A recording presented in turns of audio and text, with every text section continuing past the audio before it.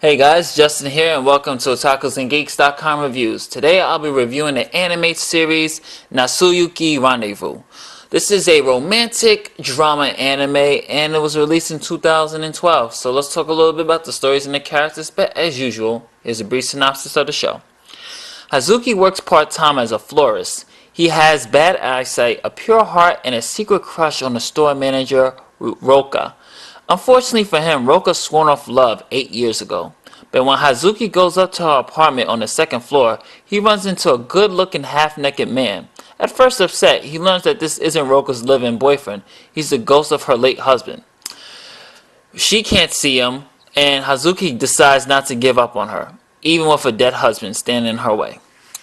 The story was wonderful to watch. I really loved this story because the theme of this story, which I thought they did very, very well, was they raised the question of when you are in love and the person or your partner that you are in love with dies, who suffers more? Is it the person that's left behind or the person that's left? And the anime does a great job using these three characters to flesh out that type of central theme and central plot of who really does suffer more. And for the most part, it's done very, very well. And I really did enjoy it. What I did really love about the story is the fact that it's centered around this love triangle, and it's a different, unique type of love triangle. Think of Ghosts, like, with Demi Moore, the Ghost, Patrick Swayze not wanting to be left behind, is just there to protect her. It's similar in this way, but, with an anime type of style to it. And the husband, who is Asushi, he just really does not want to be his goal. He has unfinished business. He is determined to make Roka happy, regardless of who is interfering. That is his goal. He's not going to rest until he makes her happy, because he felt like in his life he was kind of cheated because he's been sick his whole life. He was laid up in a hospital and he eventually died. So he doesn't feel like he was the proper man, or he didn't do enough as, her lover to make her happy. Enters Hazuki, who's been having this crush on her ever since he laid eyes on her, and he decides to take a part-time job to get closer to her and know more about her. And he is the only one that can see Asushi. And with that comes conflict between these guys. They're battling out constantly to see who can make Roka happy, and during this type of struggle you start to see the theme that the anime is going for is who's suffering more. Is it Roka or is it the dead husband? And it does a great job of showing that, and how it does it is just showing you through various backstories of their relationship, and it shows you the effects of what's happening, of how the ghost not staying to rest or deciding to travel on to the next world is hurting her, because she is still lingering on to that past relationship and is unable to express or move her feelings on to Hazuki. And it gets really interesting, and for the most part, that setup does a really great job of fleshing it out. My big complaint would probably be during the middle of the anime, where it kind of gets a little bit, the theme's still there, but it kind of gets I should say, it went from a little realistic to just pure fantasy, because that's, not to give it too much away, well, ghosts do something sometimes. A minor spoiler, the husband decides to possess Hazuki, and I won't go any further into that. And from there, it kind of just, it still shows you that theme, that central theme that it's going for, but at the same time, with Hazuki's character and also now in this another ghost world, it kind of just left me like, oh man, it had a great setup with the conflict and everything else, but it's still, for the most part, during the middle, it still keeps that key light-hearted story, and the characters are great. Even the supporting cast of Miho, who is the sister-in-law,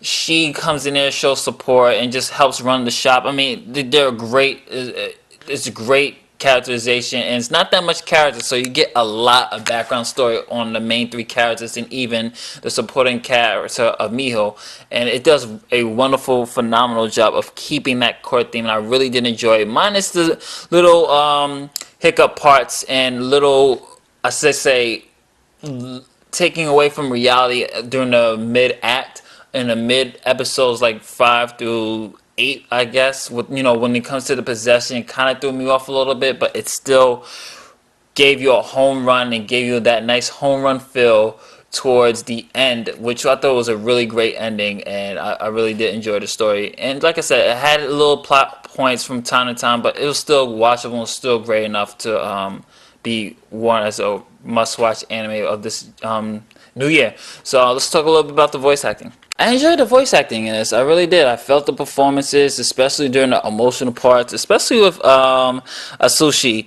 who is played by Fukuyama. Yeah, Jun Fukuyama. And I thought his performance was really good because his character was designed to be annoying. There's times where the dead husband is really annoying. Even I'm watching him like, oh my gosh, would you just pass on and move on, let these people be together?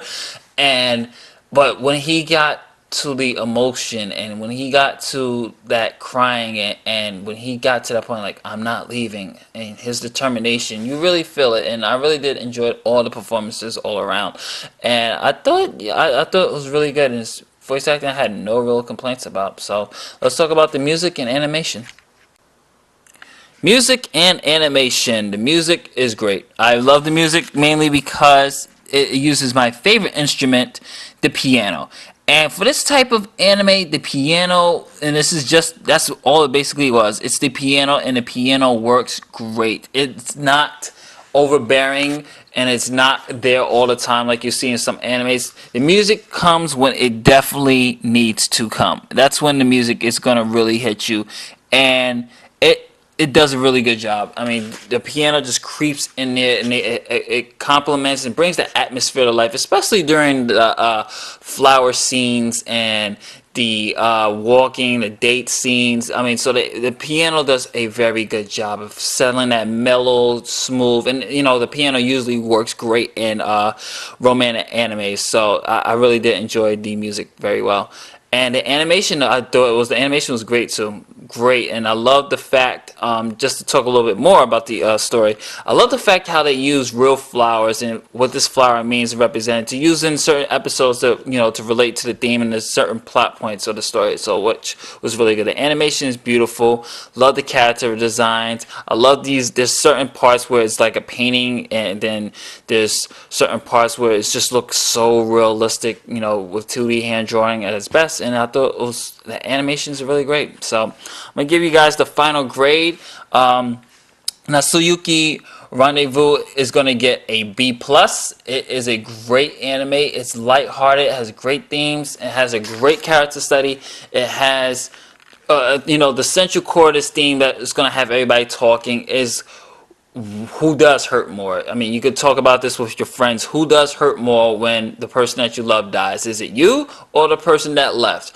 And you're going to see what's really going to drive you is that how these two guys, I know the girls are going to love this, how the two guys are just fighting just to make her happy, regardless what they do to each other. As long as Roka's happy, that's what matters. And then, for the most part, I really did enjoy that. How these two guys just have this one goal, and that's to make this woman happy. And I really did enjoy. I love the theme. Really did love that theme of that question being raised. I love the character study. I love the effects of it, of the effects of death. How Roka was deteriorating, how she was torn between her dead husband and this new guy she fell in love with. I love how the husband just refuses to leave, no matter how annoying it was. He made sure he had his goal. It's a great anime. Like I said, I did have a couple of problems when it came to the possession and how it kind of just threw me off from time to time, but that's just my perspective. So, but for the most part, this is a solid B+. It's a great anime for you guys to watch it and check it out. This is Justin from otakusandgeeks.com saying later days. Catch you on the next one.